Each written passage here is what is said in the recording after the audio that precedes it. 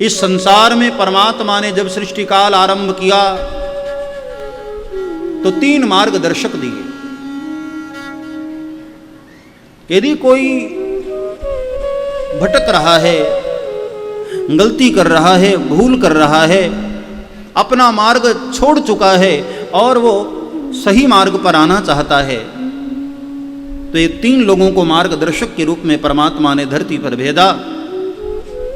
शास्त्र, सद्गुरु और संत। ये 3 समाज के मार्गदर्शक हैं। या तो शास्त्रों का सानिध्य करो, या सद्गुरु की शरण में जाओ, अथवा तो संतों के चरणों में बैठो। बिना महत पाद रजो अभिषेकम। बगैर संतों के चरणों में बैठे हुए तुम्हारा आत्मबोध होना संभव ही नहीं। रहु गणई तत्तपसा न याति, न चिज्जया निर्वपणाद गृहाद्वा, न छंदसा नैव जलाग्नि सूर्यैहि, विना महत पाद रजो अभिषेकम।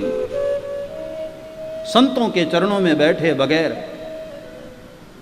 सद्गुरु की शरण में जाए बगैर, शास्त्रों का सानिध्य किए बगैर हमें हमारे मार्ग का ज्ञान हो ही नहीं सकता है। तो किसी को ये नहीं सोचना चाहिए कि हम फंस गए हैं, क्या होगा हमारा।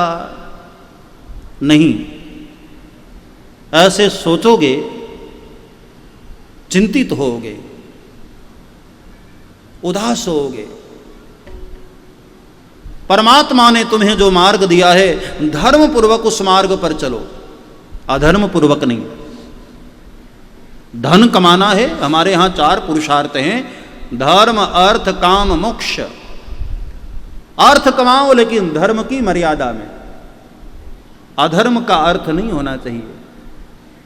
धर्म से पैसे कमाओ, शास्त्रों ने कहां मना किया, लेकिन धर्म पूर्वक। जो धन गलत मार्ग से आया है, अनीति से आया है, अधर्म से आया है, वह धन तुम्हारे परिवार की उन्नति कर ही नहीं सकता। वही धन तुम्हारे परिवार की दुर्गति का कारण होता है। धर्म, अर्थ, काम, मोक्ष, ये 4 पुरुषार्थों को जरा ध्यान से पढ़ो। अर्थ और काम को धर्म और मोक्ष की मर्यादा में रखा गया। अर्थ कमाओ लेकिन धर्म की मर्यादा में, काम भोगो लेकिन मोक्ष की मर्यादा में।